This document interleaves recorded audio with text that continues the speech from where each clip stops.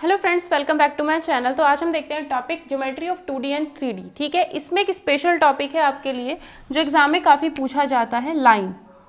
ठीक है, line topic से काफ़ी क्वेश्चंस एग्जाम में पूछे जाते हैं, चाहे आपका यूपी टीजीटी, पीजीटी या फिर एनवीएस हुआ, केवीएस हुआ, DT+B हुआ या फिर उत्तराखंड LT का एग्ज़ाम हुआ। कोई भी एग्ज़ाम हो, उस एग्ज़ाम में इस टॉपिक से क्वेश्चंस पूछे जाते हैं। ठीक है, तो लाइन, अब geometry of 2D and 3D अगर हम पढ़ रहे हैं तो लाइन की जो इक्वेशन होगी वो वेक्टर फॉर्म में भी होगी, वेक्टर इक्वेशन भी होगी और कार्टेशियन इक्वेशन भी होगी। सिंपली पहचानने के लिए सिर्फ आप इतना जानो, जो वेक्टर इक्वेशन होगी वो इन टर्म्स ऑफ आर लिखी हुई होगी, वेक्टर आर है ना, वेक्टर आर की फॉर्म में लिखी हुई होगी, यानी xi plus yj plus zk।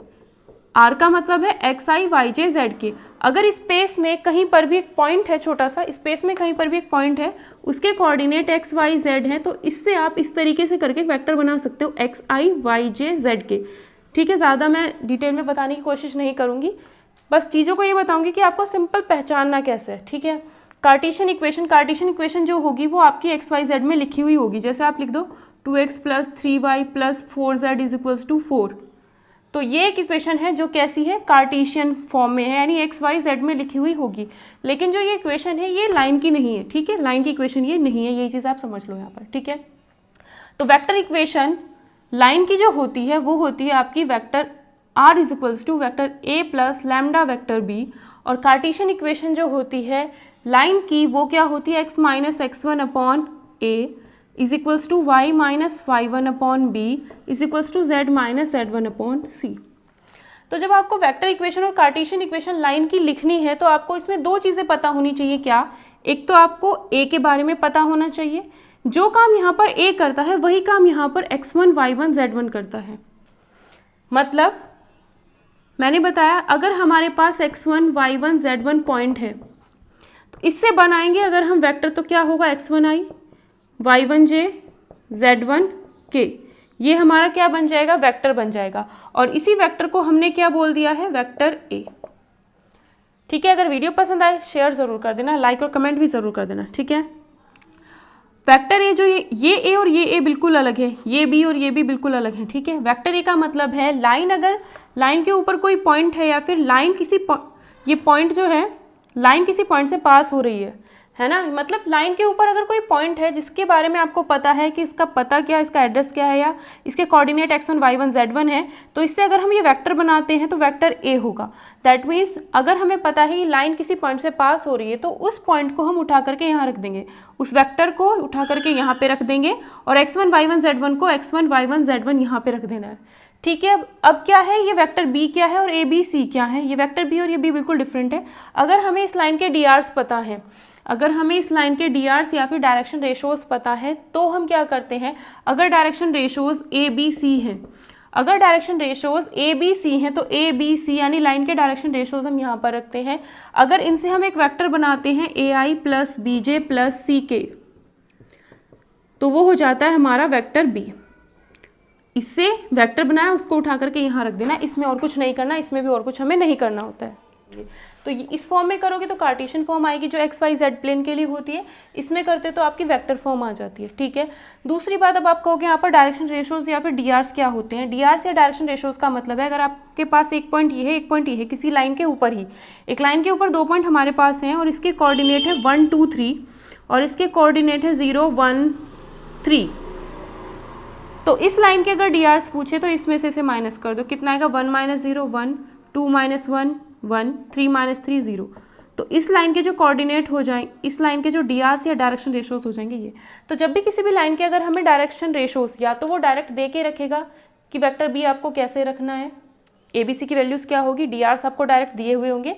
अगर नहीं दे रखे होंगे डीआरस तो आपको ये पता होगा कि उस लाइन के ऊपर दो पॉइंट्स आपको पता होंगे। अगर उस लाइन के ऊपर दो पॉइंट्स पता हैं तो उन दोनों को माइनस करके जो भी वैल्यू आएंगी वो आपकी ए बी सी या फिर डायरेक्शन रेशोज़ होंगी। अगर आपको पता हो, अब हमें पता है कि ये लाइन दो पॉइंट से पास हो रही है तो आपकी मर्जी है, चाहे आप ये वाला पॉइंट x1 y1 z1 की जगह रखो, चाहे ये वाला पॉइंट इसकी जगह पे रख दो। मतलब चाहे इस पॉइंट को मान लो ये, चाहे इस पॉइंट को मान लो ये, कोई दिक्कत नहीं है। x1 y1 z1 की वैल्यू ये या फिर ये, क्योंकि x1 y1 z1 और वेक्टर ए जो है वो क्या है, जिस पॉइंट से लाइन पास हो रही होगी, तो दोनों ही पॉइंट से लाइन पास हो रही है तो चाहे इसे रखो चाहे इसे रखो, कोई दिक्कत उसमें नहीं होती है, ठीक है। तो इसी तरीके से लाइन की जो वेक्टर इक्वेशन और कार्टेशियन इक्वेशन दूसरी भी बना दी जाती है, वो क्या है मैं बता देती हूँ अभी। एक तो आपको पता होना चाहिए कि एक पॉइंट से पास, एक फॉर्म तो आपकी तब बनती है जब आपको पता हो एक लाइन इस पॉइंट से पास हो रही है और इसके डीआर्स ये हैं, तब तो आप ये यूज़ करोगे। अगर आपको डीआर्स नहीं पता है तब जो लाइन की इक्वेशन हो जाती है वो ये हो जाती है, ठीक है। और यहाँ पर आ जाता है आपका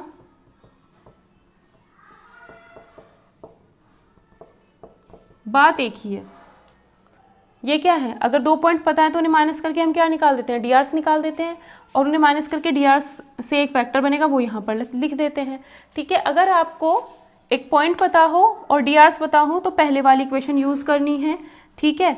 और अगर आपको पता हो कि एक लाइन के ऊपर 2 पॉइंट्स अगर हमें पता हो, ये हमारा x1 y1 z1 है और ये x2 y2 z2 है। अगर हमें 2 पॉइंट्स पता हो तो x1 y1 z1 को हम इस x1 y1 z1 की हेल्प से वेक्टर a या फिर यहाँ पे रख देते हैं और दोनों को माइनस करेंगे तो ये वाली वैल्यू आ जाती है या फिर यहाँ पर ये आ जाता है। तो आप कैसे भी चाहे इसे यूज़ कर सकते हो, चाहे आप दोनों को माइनस करके, पहली वाली इक्वेशन आपको याद है, इन दोनों को माइनस करके तब डीआर्स निकाल करके डायरेक्ट डीआर्स पुट कर दो, डायरेक्ट यहाँ पर वेक्टर बना के रख दो। चाहे इन्हें अलग अलग याद कर लो कि अगर एक पॉइंट से पास होती है डीआर्स ही है तब हमें पिछले वाली इक्वेशंस लिखनी थी, और 2 पॉइंट्स पता हो तब हमें ये वाली इक्वेशंस यूज़ करनी है, वो आपके ऊपर डिपेंड करता है। मेन क्या है, यहाँ पर आपको डीआर्स से बना हुआ वेक्टर रखना है, डीआर्स ही यहाँ पर रखने हैं। 2 पॉइंट पता है तो उनको माइनस करके रख दो, माइनस करके बना दो। अगर डायरेक्ट डीआर्स पता है तो फिर डायरेक्ट डीआर्स बना करके डीआर्स से वेक्टर बना करके यहाँ पे पुट कर दो, वो अपनी मर्जी है। दोनों फॉर्म मैंने आपको यहाँ पे बता दी। कॉन्सेप्ट से रिलेटेड हम एक क्वेश्चन देखते हैं। इसमें कहा है कि वेक्टर इक्वेशन और कार्टेशियन इक्वेशन बतानी है किसी भी लाइन की, ठीक है। उसने कहा है थ्रू द पॉइंट, इस पॉइंट से पास होनी चाहिए वो लाइन। अगर इस पॉइंट से पास हो रही है तो इससे अगर हम वेक्टर बनाएंगे तो ये बनेगा वेक्टर i-j-k, साथ में रख करके ऐसे लिख दो, ठीक है। तो ये तो हो गया हमारा वेक्टर है, क्योंकि लाइन की जो इक्वेशन होती है वेक्टर फॉर्म में ये होती है। तो पहले हम वेक्टर इक्वेशन बनाएंगे, तो वेक्टर ए की वैल्यू तो हमें मिल गई, which is parallel to the vector this. अब जो ये लाइन है जिसकी हमें इक्वेशन बनानी है, इसको मैंने 1 लिख दिया, ये दूसरी लाइन है, इसकी इक्वेशन इसको मैंने 2 नाम दे दिया, ठीक है। इसकी इक्वेशन मुझे बनानी है और ये लाइन इस दूसरी लाइन के पैरेलल है या फिर ये लाइन इस वेक्टर के पैरेलल है, और इस वेक्टर की जो वैल्यू है वो कुछ इस टाइप से हमें दे रखी है। तो जब भी 2 लाइंस पैरेलल होती हैं तो दोनों के डीआर सेम होते हैं। तो अगर ये लाइन, ये वेक्टर जो है, ये जो लाइन है line 1 is parallel to the vector second, ये लाइन इसके पैरेलल है, तो ये जो 3 2 -8 है वो इसके डीआर्स होंगे और इन दोनों के डीआर्स जो होंगे सेम होंगे। दैट मीन्स जो वेक्टर बी है वो हम किन की हेल्प से बनाएंगे, यही हमारा वेक्टर बी हो जाएगा। तो सिंपल सी बात ये है, अगर 2 लाइंस पैरेलल हैं तो दोनों के डीआर सेम होंगे, ठीक है। अगर ये वेक्टर है, इसके डीआर्स 3 2 -8 हैं और इसके पैरेलल ये लाइन है, इस इक्वेशन की लाइन बतानी है, तो इस इक्वेशन की लाइन के लिए जो हम डीआर्स यूज़ करेंगे वो इसके पैरेलल जो दूसरी लाइन है उसी के ही डीआर्स यूज़ करेंगे।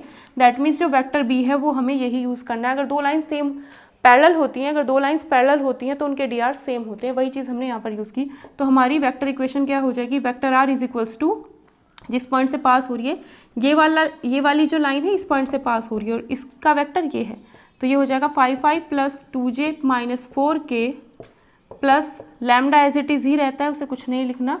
वेक्टर बी की वैल्यू जो है वो ये लिख देंगे 3i plus 2j minus 8k। तो ये हो जाएगी हमारी वेक्टर इक्वेशन, इसे ज़्यादा कुछ और सॉल्व नहीं करते। अब आगे कहा है, अभी मैंने कहा क्योंकि ये 2 लाइंस पैरेलल हैं तो जो डीआर्स इसके हैं वही डीआर्स इसके होंगे, है ना। तो यहाँ पर जो हमारी कार्टेशियन इक्वेशन हो जाएगी वो क्या हो जाएगी, x minus x1 upon a, y minus y1 upon b, z minus z1 upon c, ठीक है। a b c डीआर्स, कौन से डीआर्स, इसके ही डीआर्स लिख देंगे क्योंकि दोनों पैरेलल हैं तो दोनों के डीआर्स सेम होंगे।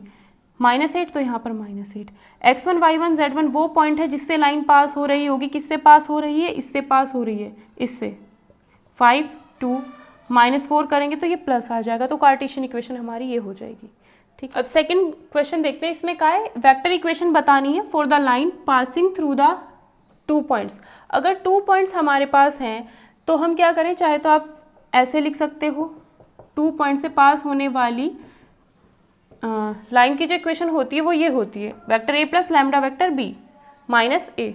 ठीक है, चाहे तो इसको यूज़ करो, चाहे आप डायरेक्ट लिख सकते हो। वेक्टर आर तो वेक्टर आर ही रहता है, वेक्टर ए मतलब फर्स्ट वाला पॉइंट मान लो आई प्लस जे, 0 आएगा तो इसे लिखने की ज़रूरत नहीं है, plus 2k plus lambda. B minus A करना है, दैट मीन्स इसमें से इसको माइनस करना है, तो 3 माइनस माइनस 1 कितना हो जाएगा। चाहे आप वेक्टर बना करके माइनस कर दो, चाहे माइनस कर दो उसके बाद वेक्टर बना देना। 3 माइनस माइनस 1 हो जाएगा 4i प्लस 4 माइनस 0 यानी 4j प्लस 6 माइनस 2 यानी 4k। तो ये हो जाता है हमारा दूसरा वेक्टर। ठीक है, चाहे डायरेक्ट इनको माइनस कर लो फिर ijk लगा दो, चाहे ijk लगाने के बाद माइनस कर दो, वो अपनी मर्जी है। ठीक है, तो ये हो जाएगी हमारी उस लाइन की वेक्टर इक्वेशन जो इस पॉइंट से पास, इन दोनों पॉइंट से पास हो रही है। हमें क्या निकालने हैं, बस ये इसलिए बताया गया है ताकि अगर एग्जाम में एक नंबर में डायरेक्ट ये चीज़ पूछी जाए तो आपको पता हो कि वेक्टर ए और वेक्टर बी दोनों क्या हैं, यहाँ पर पॉइंट्स ही हैं। वहाँ पर वेक्टर बी था drs, तो ये जो अब लिख दिया है ना ये drs ही हैं। ठीक है, बात एक ही पड़ती है क्योंकि दोनों पॉइंट को माइनस करते हैं तो drs ही आते हैं। ठीक है, अगर हमें इसी में कार्टेशियन इक्वेशन लिखनी होगी तो हम क्या करेंगे, अगर हमें कार्टेशियन इक्वेशन लिखनी है तो हम क्या करते हैं, x minus first point -1 that is +1, y minus 0 z minus 2। First point को मैंने x1 y1 z1 मान लिया, नीचे क्या लिखना है, दोनों को माइनस करके 3 माइनस माइनस 1 4 माइनस 0 6 माइनस 2, तो ये हो जाएगी हमारी कार्टेशियन इक्वेशन। अब नेक्स्ट क्वेश्चन देखते हैं, इसमें क्या है, Cartesian equation of a line already दे रखी है तो वेक्टर इक्वेशन फाइंड करनी है। तो कार्टेशियन इक्वेशन क्या है, x minus x1 y minus y1 z minus z1 upon a b c, ये हमारी कार्टेशियन इक्वेशन होती है। ठीक है, तो x प्लस 3 को क्या हम ऐसे नहीं लिख सकते, x प्लस 3 को x माइनस माइनस 3 नहीं लिख सकते क्योंकि यहाँ पर x माइनस है तो x माइनस लिखा, x1 की जगह हो गया -3। ठीक है, y माइनस प्लस 5 को -5 ऐसे करके लिख सकते हैं, z प्लस 6 को z माइनस -6 करके लिख सकते हैं। a की जगह पे 2 है, b की जगह पे 3 है, सॉरी 4, c की जगह पे 2 है। तो अब ये हमारी हो चुकी है कार्टेशियन इक्वेशन। तो यहाँ पे क्या होगा, ये हो गया x1, ये हो गया y1, ये हो गया z1, दैट मीन्स वो पॉइंट जिससे लाइन पास हो रही है -3 -5 -6, इसको इस फॉर्म में चेंज कर लो। तो ये तो वो पॉइंट हो गया जिससे हमारी लाइन पास हो रही है, दैट मीन्स इससे अगर हम चाहें तो बना सकते हैं वेक्टर ए। तो vector R is equals to क्या होता है, vector A plus lambda vector B. Vector A हमें पता चल चुका है, वेक्टर आर को ऐसे ही रखते हैं क्योंकि जो हमारी वेक्टर इक्वेशन होती है वो आर की टर्म्स में ही बनती है। तो इससे हम वेक्टर ए बनाएंगे -3i -5j -6k plus lambda. Vector B बनाना है, वेक्टर बी किन से बनता है, 3 4 2 जो नीचे लिखे हुए होते हैं जो drs होते हैं, 2i plus 4j plus 2k, 2i plus 4j plus 2k, ये हो जाएगा हमारा वेक्टर इक्वेशन जिसकी कार्टेशियन फॉर्म ये है वो लाइन। ठीक है, अब देखते हैं लाइंस के लिए ही दूसरा कॉन्सेप्ट। लाइंस जो चैप्टर है आपका इसमें कंप्लीट हो जाएगा जितने भी इसके कॉन्सेप्ट हैं। ठीक है, तो एंगल बिटवीन टू लाइंस, अगर हम कोई दो लाइन इस टाइप से बना दें तो उनके बीच में जो एंगल बनेगा, एक तो ये बनेगा और ये लाइन पूरा 180 डिग्री की होती है और ये थीटा है तो ये एंगल 180 माइनस थीटा होगा। तो जब भी दो लाइन आपस में कट करेंगे आपको दो एंगल मिलेंगे, एक तो थीटा, एक 180 माइनस थीटा। अब ये मत कहना कि ये दो भी तो बन रहे हैं, क्योंकि ये जितना होता है उतना ही ये बनता है, जितना ये होगा उतना ही ये वाला एंगल होता है। ठीक है, तो थीटा होगा 180 माइनस थीटा होगा। आप थीटा की वैल्यू फाइंड कर लो, 180 में से माइनस कर लो तो आपको दूसरा एंगल अपने आप मिल जाता है। ठीक है, अगर हमें एंगल्स निकालने हैं टू लाइन्स के बीच के, दो लाइन्स के बीच के एंगल निकालने हैं तो फर्स्ट लाइन और सेकेंड लाइन दोनों के हमें डीआर्स पता होने चाहिए। फर्स्ट लाइन के डीआर्स A1 B1 C1 है, सेकेंड लाइन के डीआर्स A2 B2 C2 हैं। ठीक है, तो हम फॉर्मूला क्या अप्लाई करते हैं, cos theta is equals to A1 into A2 plus B1 into B2 plus C1 into C2 upon में under root A1 square plus B1 square plus C1 square under root में A2 square plus B2 square plus C2 square और magnitude. मतलब ये जो भी solve करके आएगा आपको पॉजिटिव वैल्यू ही लिखनी है। ठीक है, अब यहाँ से आपके पास थीटा की जो भी वैल्यू आएगी 180 में से माइनस कर देना तो आपके पास दोनों एंगल आ जाएंगे। ठीक है, दोनों एंगल आ जाएंगे, ये वाला और ये वाला जो भी बनेगा। ठीक है, अगर आपके पास डीआर्स ना होकर के डीसीज हो, क्या हो, डीसीज या फिर डायरेक्शन कोसाइंस हो। डायरेक्शन कोसाइंस कैसे होते हैं, देखो अगर आपको फर्स्ट लाइन के डीआर्स पता हैं तो DCs क्या हो जाएंगे, DCs के लिए आपको क्या करना होगा, सभी को, इन तीनों DRs को आपको एक पर्टिकुलर नंबर से डिवाइड करना होगा। वो नंबर क्या होगा, ये A1 को डिवाइड कर दो under root A1 square plus B1 square plus C1 square.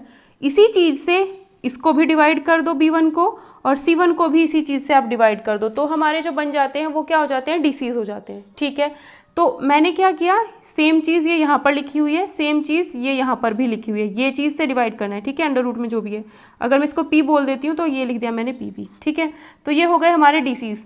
इसको मैंने L1, इसको मैंने M1 और इसको मैंने N1 से बोल दिया। ठीक है, फर्स्ट लाइन के जो DCs हैं वो मैंने L1 M1 N1 बता दिए, पता चल गया कैसे निकालने हैं DCs, डायरेक्शन कोसाइंस। L2 जो है सेकेंड लाइन के जो DCs है वो मैंने L2 M2 N2 बता दिए। ठीक है, हमें पता है क्या करना है, सेकेंड लाइन के लिए निकालना है, तो यहाँ पर सेकेंड लाइन के DRs यूज़ कर देने हैं हमने। तो ये क्या हो जाएंगे हमारे सेकेंड लाइन के DCs। अब हमें फर्स्ट लाइन के DRs, सेकेंड लाइन के DRs वो भी पता थे, उन्हीं से हमने क्या बना दिए, फर्स्ट लाइन के DCs और सेकेंड लाइन के DCs। तब जो कॉस थीटा की वैल्यू हो जाती है वो हो जाती है L1 L2, वही काम, this into this, this into this, plus B1 B2 था, M1 M2 हो जाएगा, प्लस C1 C2 हो जाएगा, सॉरी N1 N2 हो जाएगा। तो ये हो जाएंगे हमारे कॉस थीटा की वैल्यू, इससे हमारे पास मिल जाती है। ठीक है, अब हमें इसमें क्या है, नीचे वो वैल्यू नहीं रखनी, इनका स्क्वायर वो चीज़ें नीचे नहीं रखनी होती हैं। तो DRs पता हो या DCs पता हो, उनसे हम कॉस थीटा की वैल्यू निकाल सकते हैं। दूसरी बात ये हुई कि अगर दोनों लाइंस 90 डिग्री के एंगल पर हैं, दैट मीन्स थीटा, दोनों लाइंस के बीच में अगर एंगल 90 है, दैट मीन्स दोनों लाइन परपेंडिकुलर हैं। अगर दोनों लाइंस परपेंडिकुलर हैं दैट मीन्स थीटा हमारा 90 डिग्री है। अगर ऐसा हो जाता है तो हम क्या करेंगे, कॉस थीटा की value cos 90 is equals to ये चीज़ L1 L2 plus M1 M2 plus N1 N2। cos 90 0 होता है तो ये हो गया 0। तो जब भी दो लाइन परपेंडिकुलर होती है तो इसकी वैल्यू हमेशा 0 होती है। इसी तरीके से जो हमारा A1 A2 में था, A1 A2 plus B1 B2 plus C1 C2 upon में under root A1 square plus B1 square plus C1 square under root में A2 square plus B2 square plus C2 square. अगर हमारा जो lines हैं वो 90 degree पर हैं एक दूसरे के साथ या फिर परपेंडिकुलर हैं, तो वही cos थीटा यानी cos 90 that is 0 is equals to ये A1 A2 plus B1 B2 plus C1 C2 upon में इन दोनों को नीचे लिखोगे तो वो उधर जाके 0 ही हो जानी है बाद में, मतलब नीचे वाली चीज़ इधर आके मल्टीप्लाई में 0 हो जानी है। तो ये कंडीशन भी होती है। तो जब भी दोनों लाइंस परपेंडिकुलर होंगी तो आप कहोगे A1 A2 plus B1 B2 plus C1 C2 equals to 0, या फिर L1 L2 plus M1 M2 plus N1 N2 is equals to 0।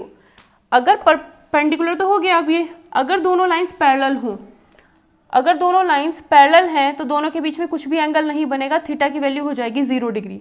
अगर थीटा की वैल्यू 0 डिग्री है या फिर दोनों लाइंस पैरेलल हैं तो उस केस में क्या होता है, A1 upon A2 B1 upon B2 is equals to C1 upon C2।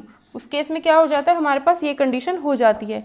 या फिर अगर DCs में लिखनी है तो L1 upon L2 M1 upon M2 N1 upon N2, इन दोनों को आप यूज़ कर सकते हो। ठीक है, तो कंडीशन पैरेललिज्म की और परपेंडिकुलरिटी की दोनों की मैंने यहाँ पर बता दी। अब देखते हैं एंगल बिटवीन टू लाइंस। अगर आपको वेक्टर फॉर्म में निकालना हो, वेक्टर फॉर्म में क्या होती है, अगर आपकी फर्स्ट लाइन की इक्वेशन कुछ इस टाइप से है, ठीक, और सेकेंड लाइन की जो इक्वेशन है वो आपकी कुछ इस टाइप से, क्योंकि दोनों लाइन अलग अलग हैं तो दोनों के लिए A1 B1 A2 B2 तो अलग अलग ही होंगे, मतलब जिस पॉइंट से पास हो रहा है वो वाले वेक्टर और जो उनके DRs हैं वो अलग अलग ही होंगे। ठीक है, सेम तो तब होते हैं ना, ये चीज़ सेम तब होती है, DRs सेम तब होते हैं जब दोनों लाइंस पैरेलल हो। तो उस केस में क्या हो जाता है, दोनों लाइन की इक्वेशन में ये B1 B2 की वैल्यू जो रखी जाएंगी लैम्डा के साथ वो सेम रखी जाती है। ठीक है, तो जब भी हमने कॉस थीटा की वैल्यू निकाली थी उसमें हमने सिर्फ DRs और DCs का यूज़ किया था, या तो DR से फॉर्मूला बनाओ या DC से फॉर्मूला बनाओ। इसमें हम क्या कर सकते हैं, या तो हमने DR से फॉर्मूला बनाना है या फिर DC से फॉर्मूला बनाते हैं। मतलब हम यूज़ किनका करते हैं, जो ये साइड में होते हैं इन्हीं का तो यूज़ करते हैं। तो वेक्टर इक्वेशन में भी हम इन्हीं का यूज़ करेंगे क्योंकि इन्हीं से DRs बनते थे। तो कॉस थीटा हो जाता है B1 डॉट प्रोडक्ट B2 के साथ, है ना, B1 dot B2 dot product आपको पता होना चाहिए, B1 का मैग्नीट्यूड B2 का मैग्नीट्यूड और फिर पूरे की जो भी वैल्यू हो पॉजिटिव ही रखनी है। ठीक है, क्योंकि थीटा अगर हमें पता चल जाएगा 180 माइनस थीटा करेंगे तो दूसरी वैल्यू अपने आप आ जाएगी हमारे पास। ठीक है, डॉट प्रोडक्ट मैं आपको यहाँ पर बता दूँ, अगर B1 आपका लिखा है ये और B2 लिखा हुआ है ये, तो अगर इन दोनों का डॉट प्रोडक्ट करना है तो क्या करना है, I into minus I, simple मानो I डॉट आई 1 होता है 1 into minus one that is -1 plus J dot J 1 होता है तो 2 2 जा 4 प्लस K डॉट K 1 होता है तो 1 इंटू 3 हो जाएगा। इसे आप सॉल्व करोगे तो B1 डॉट B2 की वैल्यू आपके पास आएगी। वेक्टर एनालिसिस में ये चीज़ें होती हैं। ठीक है, मतलब मैं आपको मेन बता दूंगी कि आपको करना क्या है सॉल्व करने के लिए। 4 और 3 7 माइनस 1 6 हो जाएगा, तो B1 डॉट B2 की जो वैल्यू आएगी वो इतनी आ जाएगी। ठीक है, B1 डॉट B2 की वैल्यू कितनी आ जाती है, 6 आ जाती है। जब भी आप डॉट प्रोडक्ट निकालते हो तो आपको हमेशा एक ऐसी वैल्यू मिलती है जो स्केलर कहलाएगी, दैट मीन्स उसके अंदर आपको IJK नहीं दिखाई देता है। स्केलर क्वांटिटी मिलती है, IJK उसके अंदर हमें नहीं दिखाई देता है। ठीक है, जब भी आप डॉट प्रोडक्ट निकालोगे तो इस तरीके से B1 डॉट B2 हमने निकालना है, सॉल्व करना है। जो भी वैल्यू आएगी यहाँ पर ऊपर कुछ ना कुछ स्केलर क्वांटिटी मिलेगी, IJK नहीं मिलता। ठीक है, जब भी आप डॉट प्रोडक्ट करोगे, क्रॉस प्रोडक्ट करते हो तो IJK में आता है, दैट इज वेक्टर क्वांटिटी होती है। क्रॉस प्रोडक्ट करोगे तो हमेशा आपको एक वेक्टर क्वांटिटी मिलती है, डॉट प्रोडक्ट करते हैं तो हमेशा एक स्केलर क्वांटिटी मिलती है। ठीक है, तो अब एक क्वेश्चन देख लेते हैं। क्वेश्चन में कहा है find the angle between the pair of lines, that means दो लाइन्स हैं गिवन बाय, फर्स्ट लाइन की इक्वेशन दे रखी है 3i plus 2j minus 4k, इस पॉइंट से तो पास हो रही होगी वो line, plus lambda i plus 2j plus 2k, vector r is equals to 5i minus 2j plus mu 3i plus 2j plus 6k। ठीक है, तो हमें मतलब किससे होता है, जब भी हम एंगल निकालते हैं इससे मतलब होता है, जो लैम्डा और म्यू। यहाँ पर लैम्डा ना लिख करके उसने म्यू लिख दिया, क्योंकि ये दूसरी लाइन है तो उसके लिए जो यहाँ पर वैल्यू होगी वो कुछ और होगी, तो उसने म्यू लिख दिया। यहाँ पर भी आप चाहो तो म्यू लिख सकते हो। ठीक है, क्योंकि दोनों लाइन्स अलग अलग हैं। किनसे मतलब है, जो लैम्डा और म्यू के इनटू में है, जो drs है उन्हीं से हमें मतलब होता है। तो अगर हमें cos थीटा निकालना है तो क्या होगा, दिस इंटू दिस, यही तो करना है। ये A1 है, ये B1 है, ये C1, ये A2, ये B2, ये C2। A1 into A2 dot product ही तो निकालना है, चाहे आप डॉट प्रोडक्ट कहो चाहे डायरेक्ट ऐसे करना। 1 into 3 3 plus 2 into 2 4 plus 2 into 6 12 upon में अंडर रूट क्या लिखेंगे, 1 का स्क्वायर है, j के साथ कौन है 2, उसका स्क्वायर, k के साथ कौन है 2, उसका स्क्वायर, इंटू में i के साथ कौन है उसका स्क्वायर, j के साथ कौन है उसका स्क्वायर, k के साथ कौन है उसका स्क्वायर। 4 प्लस 1 कितना हो गया 9, अंडर रूट 9 होता है 3, 36 4 40 9 49, अंडर रूट 49 होता है 7, 12 4 16 17 18 19, ये कितना हो गया आपका, सॉरी ये नेगेटिव आएगा शायद, नहीं ठीक है, कितना आ रहा था 3 प्लस 4 प्लस 12 7 19, ये आ रहा था हमारा 19, तो आंसर आ जाता है 19/21। तो cos थीटा की जो वैल्यू आ गई है वो आ गई है 19/21, या फिर थीटा की जो वैल्यू होगी उसे हम कहेंगे cos इनवर्स 19/21, क्योंकि ट्रिग्नोमेट्री में इसकी वैल्यू निकालना थोड़ा सा मुश्किल हो जाएगा हमारे लिए। ठीक है, तो थीटा की वैल्यू क्या आ जाएगी, cos इनवर्स 19/21। तो इस तरीके से तो हम पेयर ऑफ लाइंस, यानी दोनों लाइंस के लिए जो भी हमें एंगल निकालना था इनके बीच का, वो हम निकाल सकते हैं।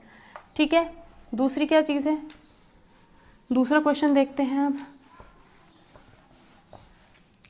अगर आपको कोई क्वेश्चन दिया गया है कार्टेशियन फॉर्म में तो आपने क्या करना है, find the angle between the pair of lines दी गई है x+3/3 y-1/5 z+3/4 x+1/1 y-4/1 z-5/2।